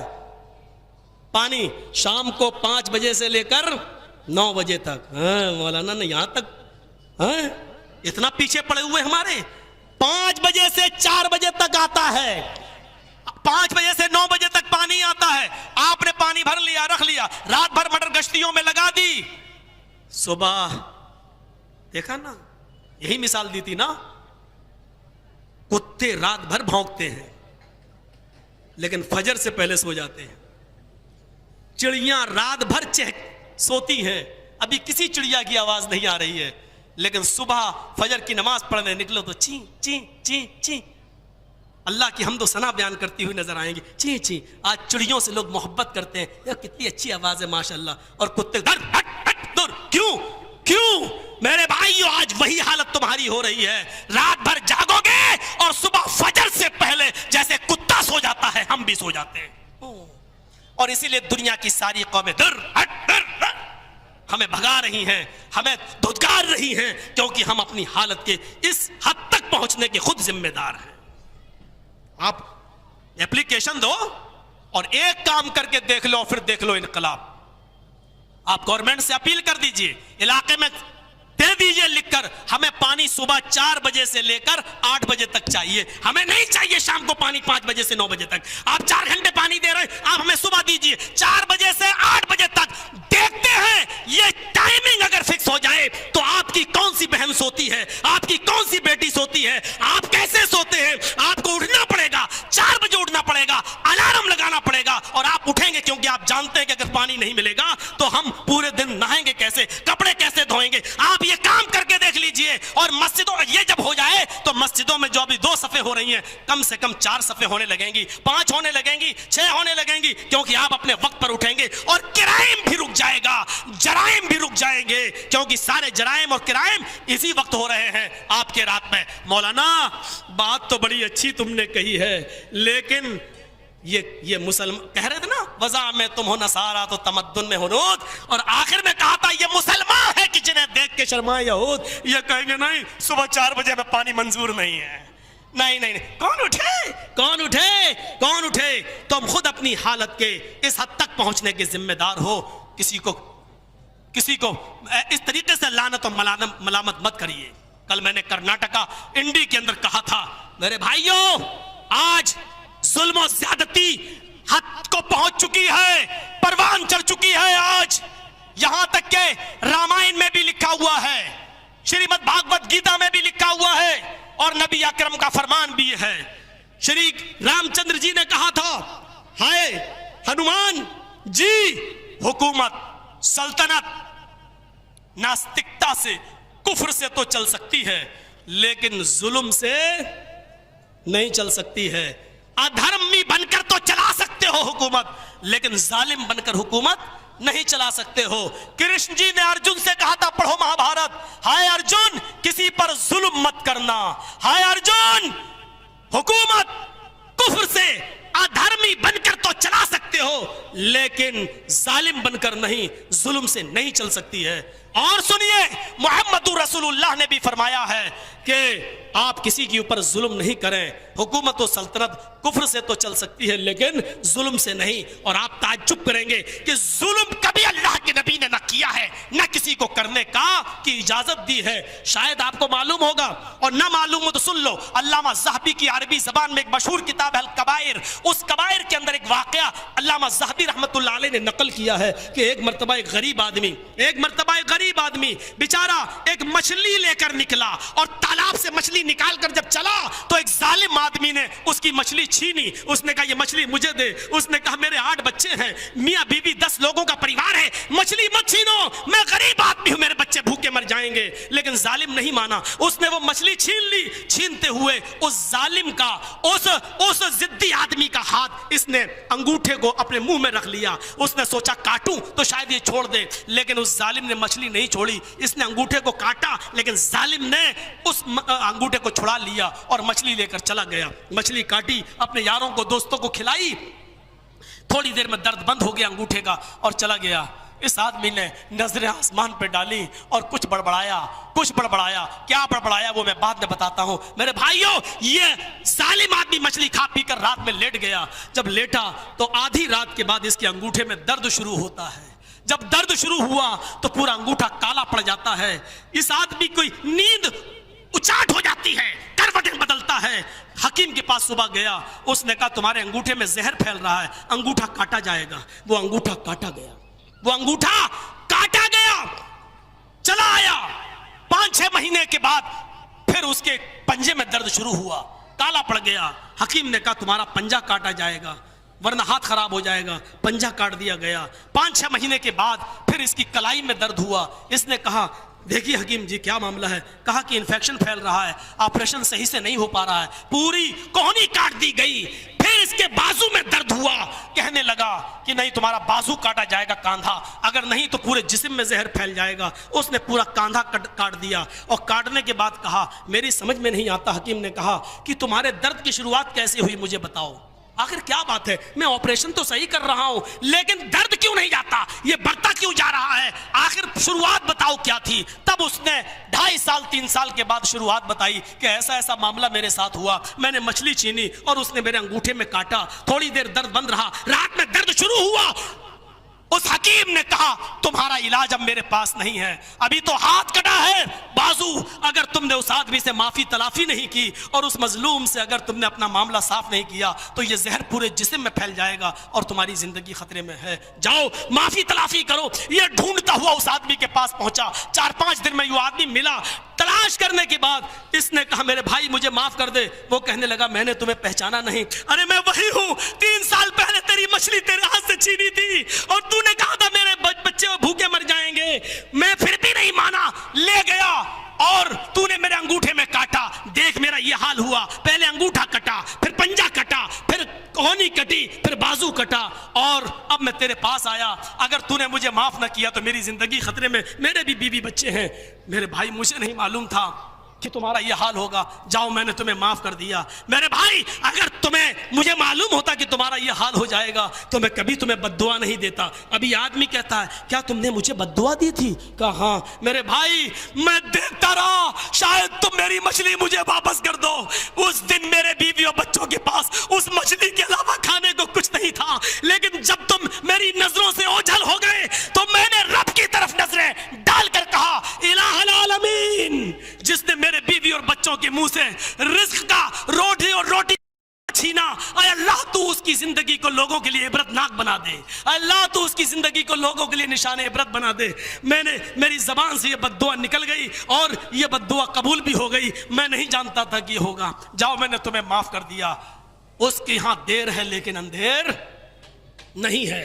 इत्तक़ी दावतल मज़लूम, मजलूम की बद्दुआ से बचो। लैसा बैनी व बैनहु हिजाब, मेरे और उसके दरमियान कोई पर्दा नहीं होता है। ये मजलूम की बद्दुआ जब पहले आसमान पे जाती है तो दरवाजा ऑटोमेटिक खुल जाता है, दूसरे आसमान पे जाती है फरिश्ता हट जाता है, तीसरे आसमान पे जाती है फरिश्ता हट जाता है, चौथे आसमान पे जाती है फरिश्ता हट जाता है, ऐसे ही 7वें आसमान पे जाती है फरिश्ता हट जाता है, अल्लाह के अर्श से टकराती है। अल्लाह कहता मेरे मजलूम बंदे तेरी एप्लीकेशन मेरे पास आ गई, तेरी दरखास्त मेरे पास आ गई, अब मैं तुझे इंसाफ नहीं दूंगा तो कौन देगा? अरे मेरे बंदे, मेरे यहां देर हो सकती है इंसाफ देने में लेकिन अंधेर नहीं। पहले उस जालिम को मौका दूंगा माफी तलाफी का, पहले मौका दूंगा उसको सुधरने का। अगर मानता है तो ठीक, नहीं तो लोगों के सामने उसकी जिंदगी को निशाने इबरत बना देंगे। सुन लो, एक विशेष समुदाय के साथ हमारे इस मुल्क में भी जो जुल्म और ज्यादतियां हो रही हैं, याद रखना अल्लाह ताला ने जालिमों को निशाने इबरत बना दिया है। فرعون کی لاش نشان عبرت بنی ہے، نمرود نشان عبرت بنا ہے، صدام حسین کی زندگی نشان عبرت بنی ہوئی ہے، ہٹلر کی زندگی نشان عبرت بنی ہوئی ہے۔ اے ہندوستان کے ظالم حکمرانوں، ظلم کرنا چھوڑ دو ورنہ عرش والا تمہاری زندگی کو بھی نشان عبرت بنانے کے لیے تیار ہے۔ اتنا یاد رکھنا، کوئی کیس نہیں ہو سکتا میرے اوپر، میں نے کسی کا نام تھوڑی لیا ہے، میں نے کسی کا نام نہیں لیا ہے، کچھ نہیں، میں ظلم و زیادتی سے روکنے کی کوشش کر رہا ہوں۔ اتنا یاد رکھنا، عرش والا بڑے بڑے حکمرانوں کی زندگیوں کو نشان عبرت بنا دیا۔ وہ سکندر بادشاہ جو پاکستان میں کہتا تھا میرے حکم کے بغیر پتا بھی حرکت نہیں کرتا، لیکن جب موت آئی ان بطش ربک لشدید، تو اللہ نے اس کی لاش کو ایسا نشان عبرت بنایا کہ 2 گج زمین بھی نہیں ملی کوئے یار میں، اس کی لاش کا بھی پتہ نہیں چلا، اور پاکستان کی دھرتی پر اس کو دفن ہونے کا بھی موقع نہیں ملا، اس کی لاش کا بھی پتہ نہیں چلا۔ اس طریقے سے اللہ پکڑ کرتا ہے، وہ سب کچھ برداشت کر سکتا ہے لیکن ظلم نہیں۔ اچھا ایک بات بتاؤ، اللہ کے اوپر کوئی قانون بنا سکتا ہے؟ اللہ کے اوپر کوئی قانون بنا سکتا ہے؟ نہیں۔ بہار بنگال میں سیلاب آتا، ہزاروں گاؤں ڈوب کے مر جاتے، کوئی ہے جو اللہ پر قانون بنائے؟ نہیں بنا سکتا۔ لیکن ایک قانون ایسا ہے جو اللہ نے اپنے لیے بھی بنایا ہے، ایک قانون ایسا ہے جو اللہ نے اپنے لیے بھی بنایا ہے۔ فرمایا اللہ تعالیٰ نے کہ لوگوں سنو، یا عبادی انی حرمت الظلم علی نفسی فلا تظالموا بینکم، میرے بندو تم آپس میں نے ظلم و زیادتی کو اپنے اوپر بھی حرام کر رکھا ہے۔ اللہ نے یہ قانون اپنے لیے بھی بنایا، میرے بندو میں نے ظلم اور زیادتی کو اپنے اوپر بھی حرام قرار دیا ہے، حرام کر رکھا ہے۔ جب میں ظلم نہیں کر سکتا تو تمہیں ظلم کی اجازت کیسے دوں گا؟ فلا تظالموا بینکم، تم آپس میں ایک دوسرے کے اوپر ظلم نہ کیا کرو، آپس میں ایک دوسرے کے اوپر ظلم نہیں۔ ظالمو، تم یہاں کچھ دن ڈھیل پا سکتے ہو لیکن اوپر والے کی گرفت سے تم بچ نہیں سکتے میرے بھائیوں، لیکن آپ اچھے کام کرتے رہیے۔ آپ کو میرا مشورہ ہے، آپ کو معلوم ہے مسلم شریف کی حدیث قدسی ہے، قیامت کے دن یہ بھی عبادت کا ایک حصہ ہے، اللہ تعالیٰ قیامت کے دن ایک بندے کو بلائے گا اور اس سے کہے گا مرضت فلا تعودنی، اے میرے بندے میں مریض تھا، میں بیمار تھا، تو میری عیادت کے لیے کیوں نہیں آیا؟ بندہ کہے گا اللہ تو سب کو شفا دیتا ہے، تو کیسے مریض ہو سکتا ہے؟ اللہ کہے گا میرا فلاں بندہ بیمار تھا، میرا فلاں بندہ مریض تھا، اگر تو اس کو دیکھنے گیا ہوتا، اس کی عیادت کرنے گیا ہوتا تو مجھے تو اس کے پاس پاتا، یعنی میں تیری مدد کرتا۔ اے میرے بندے، میں دنیا میں بھوکا تھا، میں نے تجھ سے کھانا مانگا، تو نے مجھے کھانا کیوں نہیں کھلایا؟ بندہ کہے گا اللہ تو رب العالمین ہے، تو سب کو کھلاتا ہے، پھر کیا بات ہے، تو کیسے بھوکا رہ سکتا ہے؟ اللہ کہے گا دنیا میں میرا فلاں بندہ بھوکا تھا، تو نے اگر اس کو کھانا کھلایا ہوتا تو مجھے اس کے پاس پاتا، یعنی میں تیری مدد کرتا۔ پھر اللہ کہے گا اے میرے بندے، میں دنیا میں پیاسا تھا، تو نے مجھے پانی کیوں نہیں پلایا؟ اللہ کہے گا، بندہ کہے گا اللہ تو سب کو پلاتا ہے، تو کیسے پیاسا رہ سکتا ہے؟ اللہ کہے گا میرا فلاں بندہ پیاس کی وجہ سے تڑپ رہا تھا، اگر تو نے اس کو پانی پلاتا تو ضرور مجھے اس کے پاس پاتا، یعنی میں تیری مدد کرتا، تیری مدد کے لیے شامل حال۔ اللہ کو پاس آنے کا مطلب اللہ تیری مدد کرتا۔ تو میرے بھائیوں، غریبوں کو کھلانا، غریبوں کو پلانا، غریبوں کا کپڑا لتا پورا کرنا، یہ بھی عبادت کا ایک حصہ ہے، اچھی نیت کے ساتھ۔ اور میں مبارکباد پیش کرتا ہوں یہاں گاؤں والوں کے لیے، گاؤں والے لوگ جو ایک ٹرسٹ چلا رہے ہیں ہم ٹرسٹ کے نام سے، اور وہ غریبوں اور مسکینوں کے گھر جا جا کر جو ان کی رعایت کر رہے ہیں، ان کو دے رہے ہیں، میں ان کو مبارکباد پیش کرتا ہوں جو چیتا کیمپ کی سرزمین سے انہوں نے شروع کیا ہے۔ اللہ تعالیٰ ان کی اس عبادت کو قبول فرما لے، اللہ تعالیٰ ان کو ان کا حوصلہ بڑھائے۔ اور آپ سے بھی گزارش کرتا ہوں، میں یہ نہیں کہہ رہا ہوں کہ آپ ان کو 100 200 500 1000 روپے سے مدد کیجئے، آپ کم سے کم ان کا حوصلہ بڑھائیے، ان کا سپورٹ کیجئے، اچھے مشورے دیجئے اور بتائیے کہ کون آدمی غریب ہے، کس کے گھر چولہا نہیں جلتا، جو ہندو اور مسلمان نہیں دیکھ رہے ہیں بلکہ جو اللہ کے بندوں کو دیکھ رہے ہیں، کون غریب ہے، کون مسکین ہے۔ اور یہی ہمارے بھارت کا گنگا جمنا اور تہذیب ہے، یہی ہماری تہذیب ہے، ہم ہندو اور مسلمان نہیں دیکھتے ہیں۔ اسلام نے ہندو اور مسلمان کی شرط نہیں لگائی ہے۔ حضرت عبداللہ ابن عمر کے ہاں ایک بچے کا عقیقہ جب ہوا تو انہوں نے کہا، بکرا جب آ گیا تو انہوں نے کہا دیکھو بکرا ذبح ہو جائے اور گوشت بن جائے تو میرا پڑوسی یہودی اس کو گوشت ضرور پہنچا دینا۔ بکرا ذبح ہو گیا، ابھی کلیجی نکلی نہیں تھی، ابھی گوشت بنا نہیں، عبداللہ ابن عمر آئے، کہنے لگے دیکھو گوشت بن جائے تو میرے پڑوسی کو یہودی کو ضرور پہنچا دینا۔ گوشت کی بوٹیاں ہونے لگی، کہا دیکھو جب گوشت بن جائے تو میرے یہودی کو پڑوسی کو ضرور پہنچا دینا. گوشت پکنے لگا ہانڈی میں, کہنے لگے جب گوشت پک جائے تو میرے پڑوسی کو ضرور. بیوی کہنے لگی کیا بار بار بار بار, ارے میں نے سن لیا ہے, بار بار کیوں کہتے چلے جا رہے ہو, میں نے سن لیا ہے پڑوسی کو, ارے پکنے تو دیجئے. کہنے لگے میری بیوی, میں نے محمد رسول اللہ کو فرماتے ہوئے سنا ہے, اللہ کی قسم وہ مومن نہیں ہے, اللہ کی قسم وہ مومن نہیں ہے, اللہ کی قسم وہ مومن نہیں ہے جو پیٹ بھر کے خود کھانا کھا کے سو جائے اور اس کا پڑوسی بھوکا سو جائے.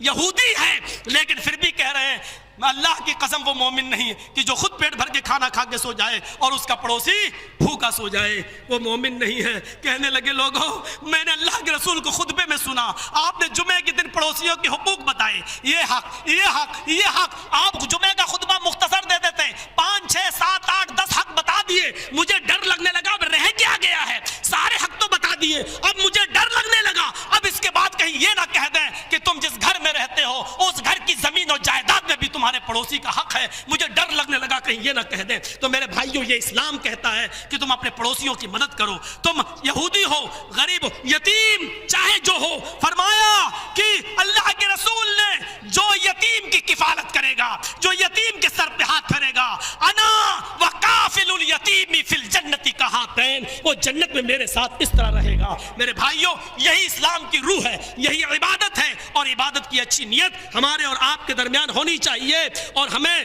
سوچنا چاہیے. اللہ کے نبی جناب محمد رسول اللہ نے عبادت کی روح کو بتاتے ہوئے فرمایا, کیا فرمایا, ذرا غور کیجئے. یہ 5 چیزیں جو نبی اکرم نے بتائی ہیں, ذرا اس کو گرہ لگا لیجئے. فرمایا اتق المحارم تکن اعبد الناس. آپ نے فرمایا اے ابو ہریرہ, تمام حرام چیزوں کو چھوڑ دو. اتق المحارم, حرام چیزوں سے اجتناب کرو, حرام کاموں سے بچ جاؤ گے, کیا ہوگا, تکن اعبد الناس, دنیا میں سب سے بڑے عبادت گزار بن جاؤ گے. حرام کاموں کو چھوڑنے والا ہی عبادت گزار ہے. چاہے کتنی تہجد پڑھتا ہو, چاہے کتنی لمبی داڑھی ہو, چاہے کتنی فجر کی نماز پابندی سے پڑھتا ہو, تہجد کی نماز پڑھتا ہو, 5 5 10 10 حج کرایا ہو, لیکن اگر اس کا بزنس, اس کا کاروبار حرام کا ہے, رب کعبہ کی قسم وہ عبادت گزار نہیں ہے, وہ متقی نہیں ہے. اتق المحارم تکن اعبد الناس. اے ابو ہریرہ, حرام کاموں کو چھوڑ دو, دنیا کے سب سے بڑے عبادت گزار بن جاؤ گے. پہلی چیز. دوسری چیز, ورضی بما قسم اللہ لک تکن اغنى الناس. اے ابو ہریرہ, اے ابو ہریرہ, اللہ نے تمہیں جتنا دیا ہے اسی پر راضی رہو. اللہ نے تمہیں جتنا دیا ہے اسی پر خوش رہو. اللہ نے تمہاری مقدر میں جتنی دولت یا جو رزق لکھا ہے اسی پر راضی رہو. تکن اغنى الناس, دنیا میں سب سے بڑے امیر انسان بن جاؤ گے, سب سے بڑے دولت مند انسان بن جاؤ گے. اس سے بڑی دولت کیا ہے؟ ہمارے پاس جو کچھ بھی ہے بس اسی پر ہم کسی کے سامنے ہاتھ نہیں پھیلا رہے ہیں, بس جو ہے بس ٹھیک ہے. ہمارے پاس اگر سادہ موبائل ہے, ہمیں نہیں چاہیے اوپو کا, ہمیں نہیں چاہیے 50,000 کا ایپل کا سیٹ, ہمیں اللہ نے جو دیا ہم اسی پر اکتفا. لیکن اس سے بہتر ہے کہ ہم تم سے کہیں بھائی میرے لیے 10,000 کا ایک موبائل دے دو. فرمایا اللہ نے جو تمہیں دیا ہے اسی پر راضی رہو, اسی پر خوش رہو, اللہ کے دیے ہوئے رزق پر راضی و خوش رہو. تکن اغنى الناس, دنیا میں تم سے امیر کوئی نہیں ہوگا, تم سب سے بڑے امیر انسان بن جاؤ گے. اور سنو, تیسری چیز, مکمل مومن بننے کے لیے کیا فرمایا, وَأَحْسِنِ إِلَىٰ جَارِكَ تَكُنْ مُؤْمِنًا. مومن نہیں بن سکتے ہو جب تک کہ تم اپنے پڑوسیوں کے ساتھ اچھا سلوک نہیں کرو. وَأَحْسِنِ إِلَىٰ جَارِكَ, اپنے پڑوسیوں کے ساتھ اچھا سلوک کرو, اپنے پڑوسیوں کے ساتھ اچھا برتاؤ کرو. تَكُنْ مُؤْمِنًا, اپنے پڑوسیوں کے ساتھ جب اچھا سلوک کرو گے تَكُنْ مُؤْمِنًا, مکمل مومن بن جاؤ گے. یعنی وہ مومن ہو ہی نہیں سکتا جس کا پڑوسی تکلیف میں رہے. ایک بار ایک صحابی نے اپنا مکان بیچا, مکان کی قیمت تھی 20,000 درہم. پوچھا کتنے میں, کہنے لگے 40,000. لوگوں نے کہا کیا بات کر رہے ہو, قیمت 20,000 کی 40 کیوں مانگ رہے ہو؟ انہوں نے کہا 20,000 مکان کے 20,000 پڑوسی کے. یہ کیا بات ہے؟ علامہ ابن قیم نے صفت الصفا کے اندر نقل کیا, کہا کیا, کہا 20,000 اپنے مکان کے 20,000 پڑوسی کے. کہا کیا بات کر رہے ہو؟ کہنے لگے یہ بتاؤ, اندر مکان ہوتا تو قیمت کم ہوتی ہے نا, اور روڈ پہ ہو تو قیمت زیادہ ہوتی ہے. جب میرا مکان 20,000 کا, پڑوسی اچھا ہو تو 40,000 کا ہوا کہ نہیں ہوا؟ ارے میں اپنے پڑوسی کو بھی تمہیں دے رہا ہوں کیونکہ اس نے آج تک مجھے بھوکا نہیں سونے دیا ہے, اس نے آج تک میرے گھر کا پتہ لگاتا رہا ہے, میرے بچوں کی خیر خیریت پوچھتا رہا ہے, میں کبھی باہر رہا تو چپکے سے میرے گھر کی مدد کرتا رہا ہے, میں اپنا مجبور ہیں, میں مجبوری میں گھر بیچ رہا ہوں. پڑوسی کو جب پتا چلا کہ اس کے ساتھ مجبوری ہے تو چپکے سے 20,000 درہم ہی اس کو پہنچا دیے اور کہا کہ تم گھر مت بیچو, ہم تمہارے ساتھ ہیں. میرے بھائیوں, پڑوسیوں کے معاملے دیکھو, اور یہ آپ کا ٹرسٹ کر رہا ہے اور پتہ لگا رہا ہے کہ کون غریب ہے. کم سے کم ان کے حوصلے تو بڑھائیے. فرمایا وَأَحْسِنْ إِلَىٰ جَارِكَ, اپنے پڑوسیوں کے ساتھ اچھا سلوک کرو تو تم مکمل تکن مومنن, مکمل مومن بن جاؤ گے. اور چوتھی چیز بتائی وَأَحِبَّ لِلنَّاسِ مَا تُحِبُّ لِنَفْسِكَ تکن مسلمن, اور تم اپنے لیے وہی پسند کرو, دوسروں کے لیے وہی پسند کرو جو اپنے لیے کرتے ہو, تو مکمل مسلم ہو جاؤ گے, مکمل مسلمان. اپنے لیے کچھ اور, دوسروں کے لیے کچھ اور پسند کر رہے ہو تو مسلم نہیں ہو. مکمل مسلمان ہونا ہے تو دوسروں کے لیے وہی چیز پسند کرو جو اپنے لیے تم کر رہے ہو, تو مکمل مسلم بن جاؤ گے. اور پانچویں چیز بتائی ہے اللہ کے رسول نے وَلَا تُضْحِكْ فَإِنَّ كَثْرَةَ الزُّهْدِ تُمِيتُ الْقَلْبَ, زیادہ مت ہنسو. اے ابو ہریرہ, اپنی زندگی میں یہ گرہ باندھ لو, زیادہ ہنسنے سے بچو, زیادہ ہنسنے سے اجتناب کرو, کیونکہ فَإِنَّ كُثْرَةَ الضَّحْكِ تُمِيتُ الْقَلْبَ, زیادہ ہنسنا دل کو مردہ کر دیتا ہے. اللہ کے رسول اکثر فرمایا کرتے تھے اکثروا ذکر ہاضم اللذات اعنی الموت, لوگوں موت کو کثرت سے یاد کرو کیونکہ وہ لذتوں کو توڑ دیتی ہے. میرے بھائیو, اللہ کے نبی فرمایا کرتے تھے لو تعلمون ما علم لضحکتم قلیلا ولبکیتم کثیرا, جو چیزیں جہنم کے تعلق سے میں جانتا ہوں اگر میں تمہیں بتا دوں تو تمہیں ہنسنا کم آئے گا اور رونا زیادہ آئے گا. تم ہنستے ہنستے اپنی زندگی, ہنسنا چھوڑ دو گے اور روتے روتے اپنی زندگی ختم کر لو گے. اللہ کے رسول حضرت عثمان کہتے ہیں کہ جب میرے سامنے آخرت کا اور جہنم کا بیان ہوتا ہے تو رونا نہیں آتا تھا, لیکن جب حضرت عثمان کے سامنے عذاب قبر کا ذکر ہوتا تو آنکھوں سے آنسو. لوگ پوچھتے اے عثمان, جہنم کا عذاب کا ذکر کیا جاتا تو نہیں روتے اور قبر کے عذاب کا ذکر کیا جاتا تو روتے ہو, کیا بات؟ فرمایا قبر پہلی منزل ہے, اس منزل میں اگر کوئی فیل ہو گیا تو آخرت کی ساری منزلوں میں فیل, اور عثمان ڈرتا ہے کہ کہیں میں پہلی منزل میں فیل نہ ہو جاؤں. میرے بھائیو, تصور کرو اللہ کے رسول بنو نجار کے باغ میں جاتے ہیں, 5-6 قبریں دیکھتے ہیں, پوچھتے ہیں کوئی جانتا ہے ان قبر والوں کو؟ کہا ایک صاحب اٹھے, ہاں اللہ کے رسول میں جانتا ہوں. آپ نے کہا فمتا ماتو, یہ کب مرے, کس حال میں مرے؟ کہا اللہ کے رسول شرک کی حالت میں.